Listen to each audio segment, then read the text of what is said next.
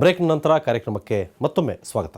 ಕನ್ನಡ ನಾಡಿನವರು, ಕನ್ನಡಿಗರು ಕನ್ನಡ ನಾಡಿನಿಂದ ಬಹಳಷ್ಟು ಪಡೆದ್ರಿ ನಾರಾಯಣ ಮೂರ್ತಿ ಅವರು. ಹೌದು. ಅದಷ್ಟು ವಾಪಸ್ ಕೊಟ್ಟಿಲ್ಲ. ಬಹಳಷ್ಟು ಕನ್ನಡದ ಬಗ್ಗೆ, ಕನ್ನಡಿಗರ ಬಗ್ಗೆ, ಕನ್ನಡ ನಾಡಿನ ಬಹಳಷ್ಟು ಜನದ ಬಗ್ಗೆ ನಿಮ್ಮ ಬಗ್ಗೆ ಒಂದು ಅಸಮಾಧಾನ ಇದೆ.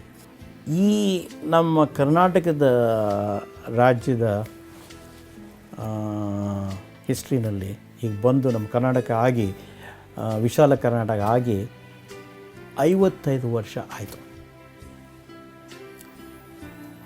ಆ 55 ವರ್ಷದಲ್ಲಿ ಯಾರೂ ಕೂಡ ಇಷ್ಟು ಬೆಂಗಳೂರು, ಮೈಸೂರು, ಮಂಗಳೂರು ಸೇರಿದರೆ ಇಲ್ಲಿ ಸುಮಾರು 35,000 ಜನ ಕೆಲಸದಲ್ಲಿದ್ದಾರೆ. ಯಾರೂ ಇಷ್ಟು ಯಾವ ಗೌರ್ಮೆಂಟ್ ಆಫ್ ಇಂಡಿಯಾ ಯಾವ HMT, ಯಾವ BL ಯಾವುದೂ ಮಾಡಿಲ್ಲ. ರೈಟ್. ನಾರಾಯಣಮೂರ್ತಿ ಅವರಿರುವ ಎಲೆಕ್ಟ್ರಾನಿಕ್ ಸಿಟಿ ರಸ್ತೆಗಳೆಲ್ಲ ಚೆಂದಾಗಿದೆ, ಸಿಸ್ಟಮ್ ಎಲ್ಲ ಚೆನ್ನಾಗಿದೆ. ಅದನ್ನು ಹೊರತುಪಡಿಸಿದ ಬೆಂಗಳೂರು ಈಗಲೂ ಕೂಡ ರಸ್ತೆ ಹಾಕ್ತಾರೆ, ಆನಂತರ ಕೇಬಲ್ ಹಾಕೋದಕ್ಕೆ ಆಗಿದ್ದಾರೆ. ಈ ಬೆಂಗಳೂರಿನ ಇನ್ನೊಂದು ಚಿತ್ರಣ ಬೇರೆ ಇದೆ. ನಾರಾಯಣಮೂರ್ತಿ ನೋಡಿರ್ಬೋದು. ಹೌದು. ಇದನ್ನು ತಾವು ಸರ್ಕಾರದ ಗಮನಕ್ಕೆ, ಸರ್ಕಾರದ ಮಟ್ಟದಲ್ಲಿ ಮುಖ್ಯಮಂತ್ರಿಗಳ ಜೊತೆ ಅಥವಾ ಸರ್ಕಾರದ ವಿವಿಧ ಅಧಿಕಾರಿಗಳ ಜೊತೆ ಮಾತಾಡುವ ಶಕ್ತಿ ಹೊಂದಿದ್ದೀರಿ. ಇದೆಲ್ಲ ತಮ್ಮ ನಾರಾಯಣಮೂರ್ತಿ ಅವರ ಗಮನಕ್ಕೆ ಬರಲ್ವ? ಈಗ ಸ್ವಲ್ಪ ವರ್ಷಗಳ ಕೆಳಗೆ ಬ್ಯಾಂಗ್ಳೂರ್ ಅಜೆಂಡಾ ಟಾಸ್ಕ್ ಫೋರ್ಸ್ ಅಂತ ಶುರು ಮಾಡಿದ್ರು ಅಂತ ಕೃಷ್ಣ ಅವರು. ಅದರಲ್ಲಿ ನನ್ನ ಕಲೀಗ್ ನಂದನ್ ನೀಲಕಣಿ ಅವರು ಚೇರ್ಮನ್ ಆಗಿದ್ದರು. ಭಾಳ ಜನ ಬೆಂಗಳೂರಿನವರೆಲ್ಲ ಸೇರಿಕೊಂಡ್ರು. ಅದಾದಮೇಲೆ ನನ್ನ ಸ್ನೇಹಿತ ಧರ್ಮ್ ಸಿಂಗ್ ಅವರು ಚೀಫ್ ಮಿನಿಸ್ಟರ್ ಆದಾಗ ಯಾಕೋ ಅದನ್ನು ಕ್ಲೋಸ್ ಮಾಡಿಬಿಟ್ರು. ಯಾವಾಗ ಕರ್ನಾಟಕ ಸರ್ಕಾರ ನಮ್ಮಗಳನ್ನ ಯಾವುದಕ್ಕಾನ ಕರೆದು ನಿಮ್ಮ ಈ ವಿಚಾರದಲ್ಲಿ ನಿಮ್ಮ ಯೋಚನೆಗೆ ಏನು, ಈ ವಿಚಾರದಲ್ಲಿ ನಮಗೆ ನೀವು ಸಹಾಯ ಮಾಡ್ತಾರಂದರೆ ನಾವು ಎಂದೂ ಇಲ್ಲ ಅಂಥೇಳಿ. ಆತ್ಮೀಯರು ನಿಮಗೆ ಪೊಲಿಟಿಷಿಯನ್ಸ್ ಯಾರಲ್ಲ?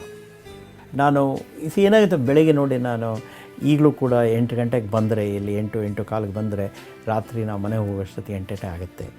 ಆದ್ದರಿಂದ ನನಗೇನು ಟೈಮೇ ಇಲ್ಲ. ಆದ್ದರಿಂದ ನಾನು ಯಾವ ಪಾರ್ಟಿಗೂ ಹೋಗಲ್ಲ. ನಾನು ಮನೇಲಿದ್ದರೆ ನಾನು ಪುಸ್ತಕ ತಗೋತೀನಿ, ಪುಸ್ತಕ ಓದ್ತಾ ಇರ್ತೀನಿ, ಅಥವಾ ಏನಾರ ಸಂಗೀತ ಕೇಳ್ತಾ ಇರ್ತೀನಿ. ಆದ್ದರಿಂದ ನಾನು ಜಾಸ್ತಿ ಹೊರಗೆ ಹೋಗಲ್ಲ. ಸೊ ತಮ್ಮ ರಿಟೈರ್ಡ್ ಆದ ನಂತರ, ನಿವೃತ್ತಿಯ ನಂತರ ಇನ್ಫೋಸಿಸ್ನಿಂದ ಏನು ಪ್ಲ್ಯಾನ್ಸ್ ನಾರಾಯಣಮೂರ್ತಿ ಅವ್ರದ್ದು? ನೋಡಿ, ನಾನು ಈಗಲೇ ತಿಂಗಳಿಗೆ 20-22 ದಿವಸ ಹೊರಗಡೆ ಹೋಗ್ತಾ ಇರ್ತೀನಿ ಮುಂಚೆಯಿಂದಲೂ. ಅದು ಕಂಟಿನ್ಯೂ ಆಗುತ್ತೆ. ಆಮೇಲೆ ನಂದು ಕ್ಯಾಟಮರಾನ್ ಅಂತ ಅದು ಕಂಪ್ನಿ ಇದೆ, ಅದು ಕಂಟಿನ್ಯೂ ಆಗುತ್ತೆ.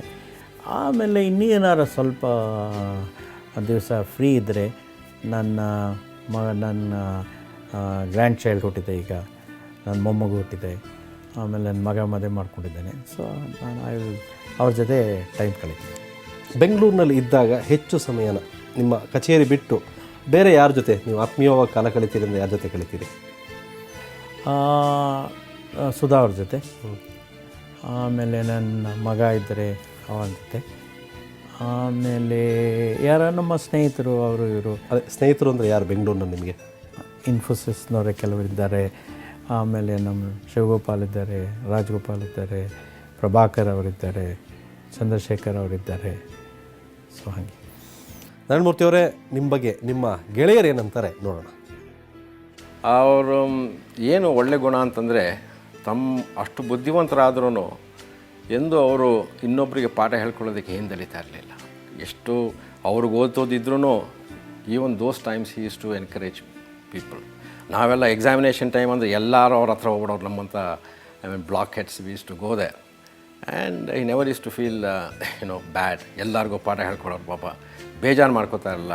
ಏನೊಂದೊಳ್ಳೆ ಸ್ಟುಪಿಡ್ ಕ್ವಶನ್ ಕೇಳಿದ್ರು I never is to put us down. ನನ್ನ ಅದೃಷ್ಟ ಅಂದರೆ ಅಷ್ಟು ಒಳ್ಳೆಯ ಫ್ರೆಂಡ್ಶಿಪ್ಪು ನಮಗೆ ಸಿಕ್ಕಿದ್ದು ನಮ್ಮ ಫ್ಯಾಮಿಲಿಗೆ ನಮ್ಮ ಭಾಗ್ಯ ಅಂತ ಅಂದ್ಕೊಳ್ತೀನಿ. ಯಾಕೆಂದರೆ ಅವ್ರು 90s ಅವ್ರು ಇನ್ಫೋಸಿಸ್ ಎಲ್ಲ ಶುರು ಮಾಡಿದಾಗ ಯಾರೂ ಗೊತ್ತಿಲ್ಲ ಅದು ಇಷ್ಟು ದೊಡ್ಡ ಕಂಪ್ನಿ ಆಗುತ್ತೆ ಅಂತ. ಅವರು ಒಂದು ದಿವಸ ನಮ್ಮ ಮನೆಗೆ ಬಂದುಬಿಟ್ಟು ನನಗೊಂದು 100 ಶೇರ್ಸ್ ಕೊಟ್ಟರು. ಅದು ನಮಗೆ ಇವತ್ತಿನ ಭಾಳ ದೊಡ್ಡ ಇದು.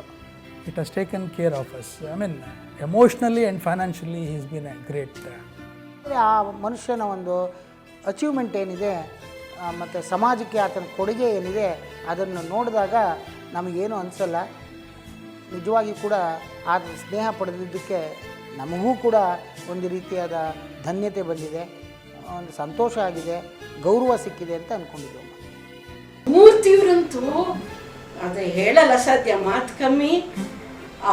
ಅವರ ವರ್ಕರ್ಸ್ ಎಲ್ಲ ಅವರ ಹೆಸರಿಗೆ ಅವ್ರ ಮನೆ ಕಟ್ತಾರಲ್ಲ, ನಾರಾಯಣ ಮೂರ್ತಿಯವ್ರ ಹೆಸರನ್ನೇ ಹೇಳಿ ನಾರಾಯಣ ಕೃಪಾ, ನಾರಾಯಣ ವಿಲಾಸ ಹಿಂಗೆ ಕಟ್ಟಿದಾರಂತೆ. ಸುಧಾಮೂರ್ತಿಯವರು ನೀವು ತಿಂಗಳುಗಟ್ಟಲೆ ಭೇಟಿನೇ ಆಗಲ್ಲ, ಹೇಗೆ ಅದು? ನಾನು ಊರು ಬಹಳಷ್ಟು ಸಂದರ್ಭದಲ್ಲಿ ನೀವು ಎಲ್ಲಿದ್ದೀರಿ ಅಂತ ಪಾಂಡೂನ್ ಕೇಳಿ ಸುಧಾ ಅವ್ರು ತಿಳ್ಕೋಬೇಕು. ಹೌದು, ಏಕೆಂದರೆ ನಾನು ಊರ ಹೊರಗಡೆ ಇದ್ದಾಗ ನಾವು ಬೆಳಗ್ಗೆಯಿಂದ ರಾತ್ರಿ ತನಕ ಮೀಟಿಂಗಲ್ಲಿ ಇರ್ತೀನಿ, ಅದು ಹೋಗಲೇಬೇಕು, ಒಪ್ಕೊಂಡಿದ್ದೀನಿ. ಯಾವತ್ತಾದರೂ ನೀವು ಸುಧಾ ಜಗಳಾಡಿದ್ಯಾ? ಜಗಳ ಅದು ಇದು ಏನಾರ ಇದ್ದೇ ಇರ್ತೀವಿ. ಅವಾಗ ಗಂಡ ಹೆಂಡ್ತಿರ ಮಧ್ಯದಲ್ಲಿ ಯಾವಾಗಲೂ ಒಂದು ಸಲ, ತಿಂಗಳಿಗೆ 2 ತಿಂಗಳು ಒಂದು ಸಲ ಏನೋ ಒಂದು ಇರುತ್ತೆ. ಆದರೆ ಜಗಳ ಅಂತ ಯಾವುದು ಈಗೊಂದು ಅದು ಯಾವ ಲೆವೆಲ್ ಇರುತ್ತೆ?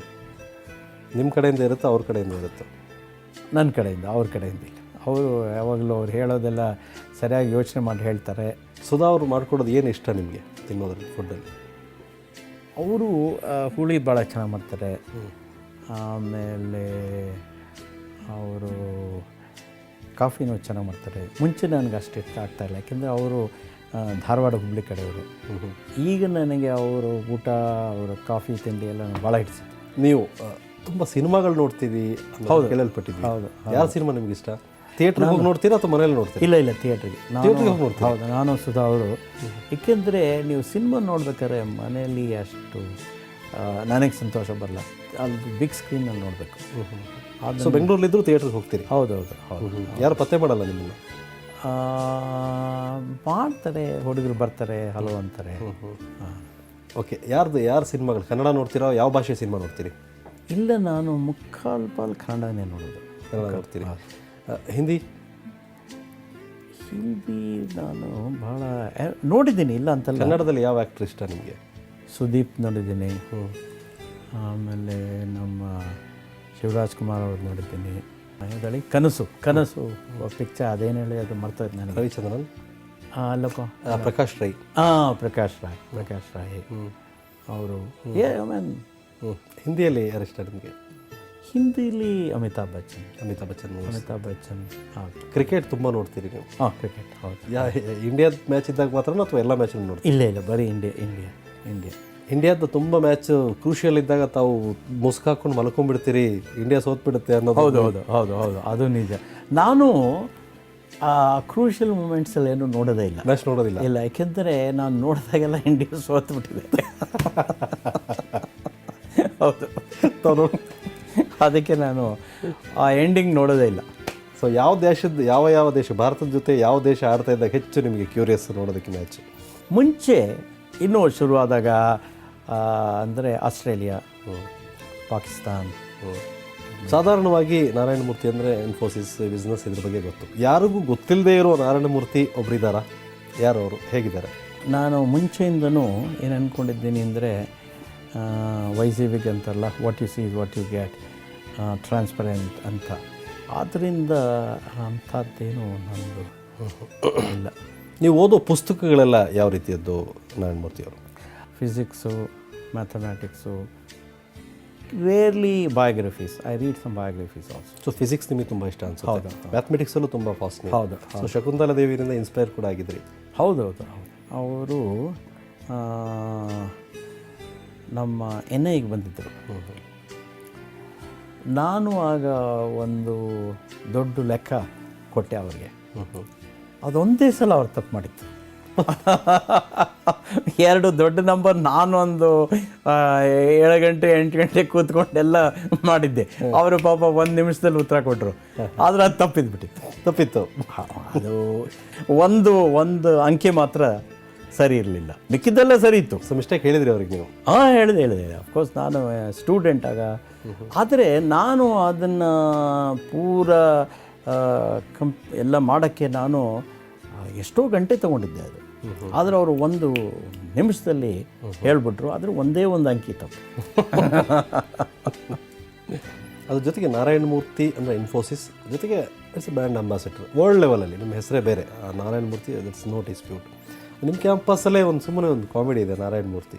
ಸೊ ಅವ್ರು ಇನ್ವಿಸಿಬಲ್ ಚೇರ್ಮನ್ ಆಗಿದ್ದರೆ ಚೆನ್ನಾಗಿರುತ್ತೆ. ನಾರಾಯಣ ಮೂರ್ತಿ ಅಂದರೆ ಏನೋ ಅಂದ್ಕೊಟ್ಟಿರ್ತೀವಿ, ನೋಡಿದ ತಕ್ಷಣ ಹಾಗೆ ಅನಿಸಲ್ಲ ಅಂತೇಳಿ. ನಿಮಗೆ ಗೊತ್ತಿದೆಯಾ ಅದು? ಯಾರೂ ನನಗೆ ಹೇಳಿಲ್ಲ. ರೈಟ್. ನೀವು ಕ್ಯಾಂಪಸ್ ಒಳಗೆ ಇದ್ದಾಗ ನಿಮ್ಮ ವರ್ಕ್ ಕಲ್ಚರ್ ಏನೇನು, ಎಲ್ಲರ ಜೊತೆ ಬೆರಿತೀರಿ, ಹೇಗಿರುತ್ತೆ? ಬೆಳಗ್ಗೆಯಿಂದ ಸಂಜೆವರೆಗೂ ಹೇಗೆ ಕಳಿತೀರಿ ನೀವು? ಬಿಕಾಸ್ ಮೀಟಿಂಗ್ಸ್ ಇರುತ್ತೆ, ಪ್ರತಿ ದಿವಸನೂ ಒಂದು 15-20 ಮೀಟಿಂಗ್ ಇರುತ್ತೆ. ಅದರಲ್ಲಿ ನಾನು ಈಗ ಮುಖ್ಯ ಏನು ಮಾಡ್ತಾಯಿದ್ದೇನೆ ಅಂದರೆ, ಇಲ್ಲಿ ಪ್ರತಿಯೊಂದರಲ್ಲೂ ಇನೋವೇಷನ್, ಪ್ರತಿಯೊಂದರಲ್ಲೂ ನಾವು ಹೇಗೆ ಮುಂದುವರಿಬೇಕು ಅಂತ ನಂದು ಅದೇ ಮುಖ್ಯ ನನ್ನ ಕೆಲಸ ಈಗ. ಆದ್ದರಿಂದ ನಾನು ಭಾಳ ಮೀಟಿಂಗ್ಸ್ ಇರುತ್ತೆ. ರೈಟ್. ಅದನ್ನು ಹೊರತುಪಡಿಸಿ ಕರ್ನಾಟಕದ ಬಗ್ಗೆ ಏನಾದರೂ ಒಂದು ಡ್ರೀಮ್ ಇದೆಯಾ ನಿಮಗೆ? ಇಲ್ಲಿ ನನ್ನ ಲೈಫ್ನಲ್ಲಿ ನಾನು ಹೋಗೋಕ್ಕೆ ಮುಂಚೆ ಪ್ರತಿಯೊಂದು ಮಗು ಕೂಡ ಒಳ್ಳೆಯ ವಿದ್ಯಾಭ್ಯಾಸ, ಒಳ್ಳೆಯ ನ್ಯೂಟ್ರಿಷನ್ನು, ಒಳ್ಳೆಯ ಆರೋಗ್ಯ, ಒಳ್ಳೆಯ ಶೆಲ್ಟರ್ ಸಿಗೋ ಥರ ಯಾರಾನ ಚೀಫ್ ಮಿನಿಸ್ಟರ್ಗಳಾಗಲಿ ಬಂದು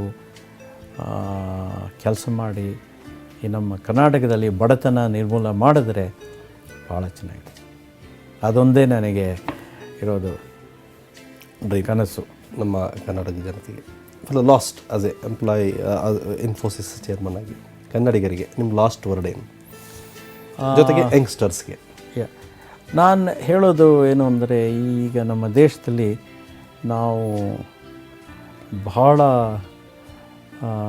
ಒಂದು ಯುನೀಕ್ ಸಿಚುಯೇಷನ್ಲಿದ್ದೀವಿ. ಅಂದರೆ ನಾನು ಹೇಳಿದಾಗ ಮುಂಚೆ 300 ವರ್ಷದಲ್ಲಿ 400 ವರ್ಷದಲ್ಲಿ ಈಗ ಮೊದಲನೇ ಸಲ ನಮಗೆಲ್ಲ ಒಂದು ಕಾನ್ಫಿಡೆನ್ಸ್ ಇದೆ, ನಾವು ಈ ದೇಶನ ಮುಂದೆ ತರ್ಬೋದು, ನಾವು ಈ ದೇಶದಲ್ಲಿ ಬಡತನ ನಿರ್ಮೂಲ ಮಾಡ್ಬೋದು, ನಮಗೆ ಬೇರೆ ದೇಶದವರೆಲ್ಲ ನಮಗೆ ಮರ್ಯಾದೆ ಕೊಡ್ತಾ ಇದ್ದಾರೆ ಅಂತ.